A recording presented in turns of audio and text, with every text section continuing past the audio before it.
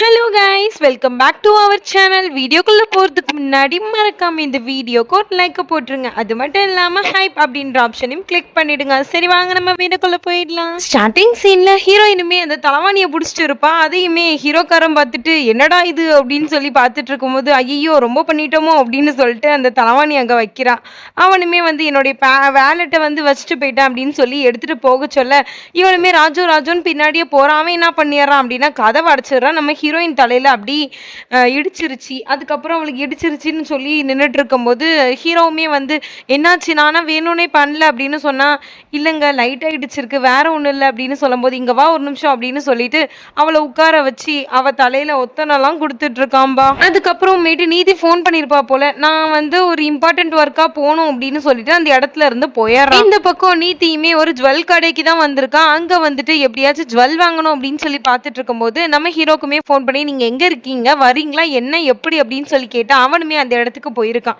அப்போ தான் இவளுமே இங்கே பாருங்க சஞ்சு கல்யாணத்துக்கு ஜுவல் எடுக்கணும் அப்படின்னு சொல்கிறான். உடனே சரி அப்படின்னு சொல்லிட்டு அவனும் போகிறான். அந்த பக்கம் பார்த்தா அவள் தாலி செய்கிறதா எடுத்துகிட்டு இருக்கா. இதை பார்த்துட்டு அவனுக்கு பரியோடைய ஞாபகம் தான் வருது.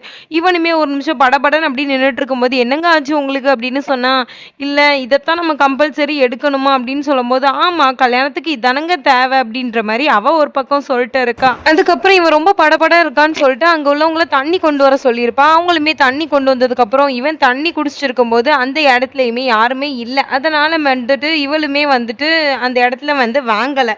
அப்போ தான் நம்ம ஹீரோக்கு ஆஃபீஸ்லேருந்து ஒரு ஃபோன் வருது. ஸோ அவன் நீத்தி கிட்ட சொல்கிறான், இங்கே பார் நீத்தி எனக்கு ஆஃபீஸ்லேருந்து ஒரு ஃபோன் வருது, நான் போயிட்டு வரேன் அப்படின்னு சொன்னான்.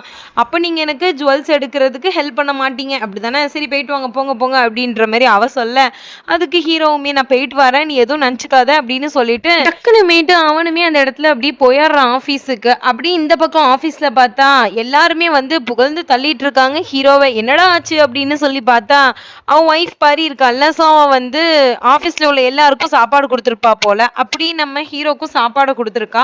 அதை பார்த்துப்புட்டு இவன் மேலே கோவமாக இருந்த மேனேஜருமே அவனை ரொம்ப கைண்டாக வரவேற்கிறாரு. அங்கே உள்ளவர் ஒருத்தர் சொல்கிறாரு, உன் மேலே எவ்வளோ கோவமாக இருந்தார் தெரியுமா அந்த மனுஷன், ஆனால் உன்னுடைய ஒய்ஃபோடைய சமையல் எப்படி மாற்றிருச்சு பாரு அந்த மனுஷனை அப்படின்னு சொல்லி பேசிட்டு இருக்கும்போது அவனுக்குமே ஒரு நிமிஷம் தோணுது, காலையில் டீயெல்லாம் குடிச்சிட்டு வந்திருப்பான் ஆனால் அவள்கிட்ட ஒன்றுமே சொல்லியிருக்க மாட்டான்.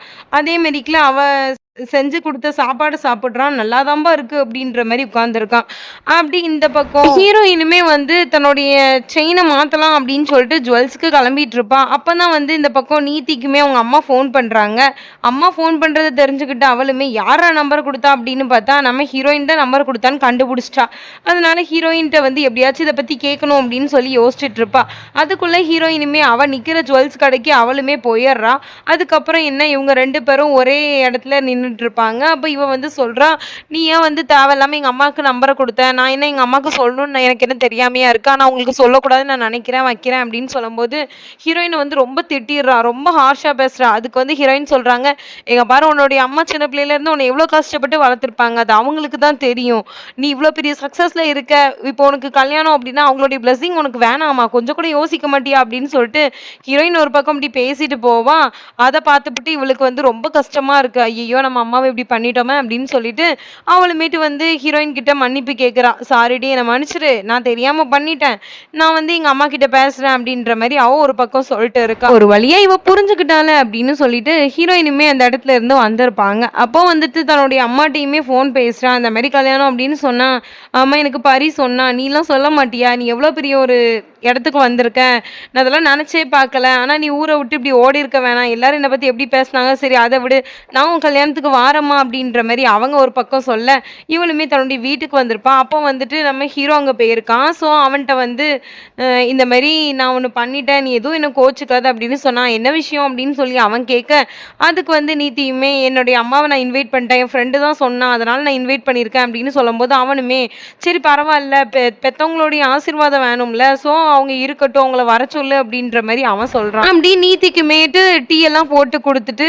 "இங்க பாரு நான் உன் கூட எப்பவுமே இருப்பேன்" அப்படின்ற மாரி சொன்னா. அவளும் வந்துட்டு நம்மளுக்கு இந்த மாரி ஒரு ஹஸ்பண்ட் கிடைக்க நம்ம தான் குடுத்து வச்சிருக்கணும் அப்படின்னு சொல்லிட்டு மனக்கோட்டை கட்டிட்டு இருக்கா. அப்படி மறுநாள் ஆகுது. நீதியோடைய அம்மாவ நீதி கூப்பிட போனோம். ஆனா அவளால கூப்பிட போக முடியல. அவளுக்கு வேலை இருந்திருக்கு போல. சோ பரிக்கு ஃபோன் அடிச்சு இந்த மாரி அம்மாவ கூப்பிடுறேன் அப்படின்னு சொன்னா. சரி ஓகே அப்படின்ற மாரி அவ சொல்ல, அப்படி என்ன பண்ணிடுறா அப்படின்னா ராஜுக்கும் அதாவது சஞ்சுக்கும் ஃபோன் பண்ணி என்னுடைய அம்மா வந்திருக்காங்க ப்ளீஸ் நீ போய் கூட்டிடு அப்படின்னு சொல்லிடுறா. உடனேட்டு நம்ம ஹீரோயினும் இங்கே கிளம்புறா. நேராக பார்த்தா அங்கே நம்ம ஹீரோவும் வந்திருப்பான். வந்துட்டு அவங்க அம்மா ஃபோட்டோவை வந்து நீதி அனுப்பியிருப்பா. அந்த பக்கம் நீதியோடைய அம்மாவுக்கு நம்ம சஞ்சு ஃபோட்டோவை அனுப்பியிருப்பா. அவங்க 2 பேருமே பார்த்துடுறாங்க. அதேமாரி ஃபோன் பண்ணி ஏம்மா நீ பார்த்தியா அப்படின்னு சொல்லி கேட்கும்போது நான் பார்த்தேன்டி அப்படி பரியுமேட்டு வந்திருக்காளே அப்படின்னு சொன்னால் அவள்கிட்ட நான் ஃபஸ்ட்டு சொன்னேன் அவன் மறக்காமல் உன்னை கூப்பிட வந்துட்டாலோ அப்படின்ற மாதிரி கேட்டுப்பட்டு இருக்கா. அதுக்கப்புறம் வந்துட்டு இந்த பையன் ஆசீர்வாதம்லாம் வாங்கி நல்லா இருக்கீங்களா அப்படின்னு சொல்லி கேட்டுட்டு இருக்கும்போதே ஒருத்தன் அவங்களுடைய பேக்கை வந்து அடிச்சுட்டு போயிடுறான்.